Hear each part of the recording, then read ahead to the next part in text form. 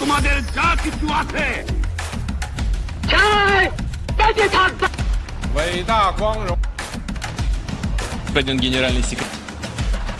বঙ্গবন্ধু শেখ মুজিবুর রহমান। রাজনীতি বাদ দিতে হবে। আমি দেশও বেছি না, দেশের স্বার্থ বেছি না। তারা জুলাইকে নিয়ে কেন্দ্র করে তারা সারা দেশে সফর করতেছে। আপনি যদি লক্ষ্য করবেন যে কোথাও প্রত্যেকটা জেলায় তারা যেখানে যত জায়গায় গিয়েছে তাদের সাথে 2 থেকে 300 লোকের বেশি কোথাও তাদের এই জুলাই পদযাত্রায় নেই। কারণ সর্বস্তরের মানুষ বুঝতে পেরেছে যে গত বছরের 2024 সালে জুলাইতে যে আন্দোলনে তারা গিয়েছিল তা দ্বারা আপনার শিক্ষক বলেন, ছাত্র বলেন, কর্মচারী বলেন, কর্মকর্তা বলেন, সবাই প্রতারিত হয়েছে। এই দেশে কেউ তারা যখন আন্দোলন করে, আপনি যদি লক্ষ্য করেন তাদের যে আন্দোলনের 6 দফা বলেন, 8 দফা বলেন, কোথাও প্রত্যেক জায়গায় তারা জাতির পিতা বঙ্গবন্ধু শেখ মুজিবুর রহমানের আপনার উদ্ধৃতি ব্যবহার করেছে আন্দোলনের সময়। তারা জাতীয় পতাকা মুক্তিযুদ্ধের বিভিন্ন স্লোগান তারা সেখানে ব্যবহার করেছে। মুক্তিযুদ্ধের যে বিভিন্ন গান গৌরবের, তারা জাগরণমূলক গান নজরুলের, রবীন্দ্রনাথের বিভিন্ন যে দেশপ্রেমের যে গান সেগুলো গেয়ে তারা জনগণকে উজ্জীবিত করেছে। কিন্তু পরবর্তীকালে তারা এসে দেখা গেল আন্দোলনের পরে তারা এই মুক্তিযুদ্ধের চেতনার যত স্মারক আছে, জাতির পিতা বঙ্গবন্ধু শেখ মুজিবুর রহমানের ভাস্কর্য বলেন, মুরাল বলেন, এবং এই দেশে যত অসাম্প্রদায়িক চেতন নেতাজি সুভাষ বোস বলেন, ইন্দিরা গান্ধী বলেন, মহাত্মা গান্ধী বলেন, সবার যত জায়গায় যত ভাস্কর্য আছে, যত কিছু আছে, সবকিছু তারা ধ্বংস করে দিয়েছে।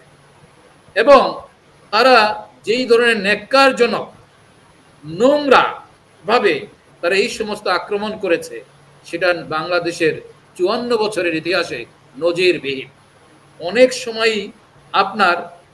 সময়ই আমরা সরকার পরিবর্তন হয়েছে, বিএনপি চলে গেছে, আওয়ামী লীগ ক্ষমতায় আসছে, আওয়ামী লীগ চলে গেছে, বিএনপি ক্ষমতায় আসছে, কিন্তু কখনো আমাদের জনপদে এই ধরনের বর্গীহানা কখনো ঘটে নাই। যেভাবে আপনার মনে আছে কিনা যে আপনার 2001 থেকে 2004 সালে যখন 4 দলীয় জোট ক্ষমতায় ছিল তখন রাজশাহী অঞ্চলে বাংলা ভাই জঙ্গি নেতা বাংলা ভাইয়ের উদ্ভব হয়েছিল।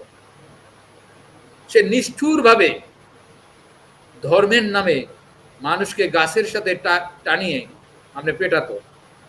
517 জায়গায় একসাথে বোমা বিস্ফোরণ করছে সেই সময়।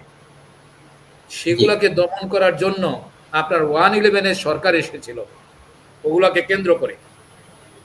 আজকেও কিন্তু দেশে সেই ধরনের ভয়াবহ পরিস্থিতি সেখানে তৈরি হয়েছে এবং তারই অংশ হিসাবে জুলাই পদযাত্রায় আপনি ঠিকই বলেছেন যে প্রত্যেক জায়গায় তারা জুলাই পদযাত্রা বলতেছে, কিন্তু গোপালগঞ্জে যখন তারা যাবে তখন বলতেছে মার্চ টু গোপালগঞ্জ।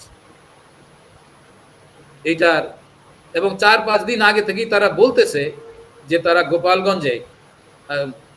গোপালগঞ্জকে ঘুরাইয়া দিবে এবং জাতির পিতা বঙ্গবন্ধু শেখ মুজিবুর রহমানের যে জাতির পিতা শেষ চিহ্ন তারা মুছে দেওয়ার একটা চেষ্টা চালাবে। এটা বিভিন্ন ইউটিউবার নামক যে লোকজনগুলো আছে আমরা দেখেছি, তারাও এটা নিয়ে তাদের পন্থী, অর্থাৎ এই আন্দোলনের সাথে যারা জড়িত ছিল কিছু ইউটিউবার দেশ থেকে তার ইউটিউবার গুরু যারা, আমি নাম বলতে চাই না, তারাও কিন্তু এই বিষয়ে পরিষ্কারভাবে উস্কানিমূলক বক্তব্য দিচ্ছিল।